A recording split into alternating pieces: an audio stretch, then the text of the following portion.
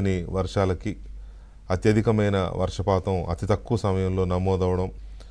2 ఏళ్ల క్రితం హైదరాబాద్లో ఇలాంటి వర్షపాతమే ఓవర్ నైట్ రావడం వల్ల హైదరాబాద్ ఎలాంటి పరిస్థితి చూసామో, ఎలా అతలాకుతలం అయిపోయి కార్లు ఇప్పటికీ కొట్టుకుపోయిన కార్లు ఇప్పటికీ దొరకల. కార్లు కానీ మోటార్ సైకిల్స్ కానీ చాలా ఇళ్ళు అప్పుడు కొట్టుకుపోయినాయి 2-3 ఏళ్ల క్రితం, ఇప్పటికీ దొరకలేదు అవి. ఓవర్ నైట్ 24 అవర్స్లో పడాల్సిన వర్షపాతం కంటే 5 times 10 times వర్షపాతం నమోదైతే ఎక్కడ పోతుంది నీళ్ళు? దాంతో ఎక్కడికక్కడ సబ్మెర్జ్ అయిపోయింది సిటీ అంతా. ఇప్పుడు కూడా ఖమ్మం జిల్లాలో, తెలంగాణలో, లేకపోతే ఆంధ్రప్రదేశ్లో, ప్రత్యేకించి విజయవాడ చుట్టుపక్కల ప్రాంతాలు, సబర్బన్ ఏరియాస్ కానీ లోతట్టు ప్రాంతాలు, ఈ పేదలు ఎక్కువగా చిన్న చిన్న కాలనీలు కట్టుకొని చిన్న గుడిసెలు వేసుకుని ఉండే వెనకబడిన కాలనీలు కానీ, ఇవన్నీ నిజంగా చెప్పాలంటే ఒక రకంగా ఇళ్ళు లేవు అక్కడ. కరెంటు స్తంభాలు కూడా ఆ పైన ఎక్కడో కొసలు కనపడుతున్నాయి. అంటే ఆ స్థాయికి నీళ్ళు వచ్చాయి. బాగా గుర్తుంటే ఒక 10 ఏళ్ల క్రితం సుమారుగా కర్నూలు నగరం ఈ పరిస్థితిని ఎదుర్కొంది. కర్నూలు నగరం ఆల్మోస్ట్ మొత్తం మునిగిపోయింది. కొన్ని మరీ మెరకగా ఉన్న ప్రాంతాలు, కొన్ని ఇళ్ళు ఉన్నాయి, కానీ చుట్టూ ఉన్న నగరం అంతా మునిగిపోయింది. మళ్ళీ అది తేరుకోవడానికి ఒక 1 year పూర్తిగా పట్టింది. ఇటీవల కాలంలో మన కళ్ళ ముందు జరిగిందంటే 2014లో హుదూద్ తుఫాన్ ఎదుర్కొని 2 నెలల్లోనే మళ్ళీ పునర్నిర్మాణం అయిన నగరం ఒక విశాఖపట్నం ఒక్కటే మనం చూసాం. మిగతా ఏది కూడా అంత తొందరగా కోలుకునే పరిస్థితి ఉండదు. ఎందుకంటే జల ప్రళయం ఎలా ఉంటుంది అనే దానికి ఇవన్నీ ఎగ్జాంపుల్స్. ఆనాటి దివిసీమ ఉప్పెన ఈనాటికి ఎందుకు గుర్తు చేసుకుంటారంటే అంత భయంకరమైన ఉప్పెన అది.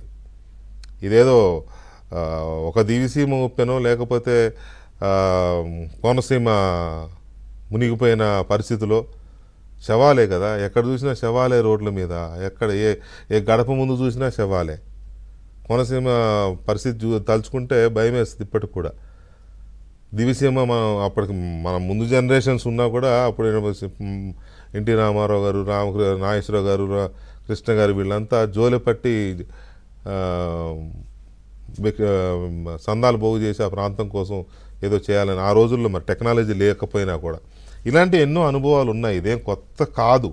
కానీ ఇంత టెక్నాలజీ వచ్చిన తర్వాత కూడా ఎందుకని ఇది ఇంత ఇదిగా వచ్చింది అని అంటే సో మెనీ రీజన్స్ ఉన్నాయి.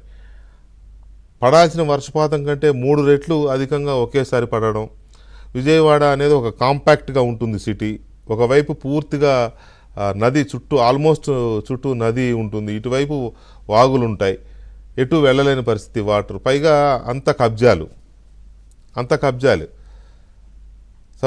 బుడమేరు అనే అది ఒక పెద్ద ఏరు. దాన్ని బతకనిస్తే ఎంత వాటర్నైనా ఎంత మురుగునైనా తీసుకెళ్తుంది.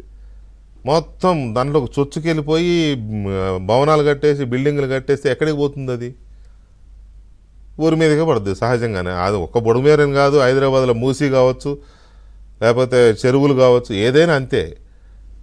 సో అలాగా ఇవాళ ఆ పరిస్థితి కూడా అలాగైంది. అవి మనం విజయవాడలో చూస్తే ఒక రోడ్డులా లేదు, ఒక వీధిలాగా లేదు, ఒక ఇల్లులా లేదు. ఇళ్ల మధ్య పడవలు నడుస్తున్నాయి. చంద్రబాబు నాయుడు గారు గడిచిన 36 గంటలుగా ప్రతి రోడ్లోనూ పడవలో తిరుగుతున్నారు. ప్రతి వాళ్ళని ఓదారుస్తూనో, వాళ్ళకి అంటే ఓదార్పు అంటే జగన్మోహన్ రెడ్డి గారి పేటెంట్లే అది. అందరినీ భరోసా ఇస్తూ, వాళ్ళకి పలకరిస్తూ, అవసరమైన సహాయక చర్యలను ఎప్పటికప్పుడు పర్యవేక్షిస్తూ ఆయన చేస్తున్న పని అది. ఎంత చేసినా కూడా ఈ నష్టం అంత తొందరగా పోయేది కాదు. ఎందుకంటే 2-3 అంతస్తుల బిల్డింగులు కూడా నీళ్ళలో మునిగి ఉన్నాయి గడిచిన 24 గంటలుగా కనీసం అట్లీస్ట్. అవి మెల్లమెల్లగా వాటర్ రిసీడ్ అయితే ఇంకో 24 గంటలకు కానీ బయటికి రావు.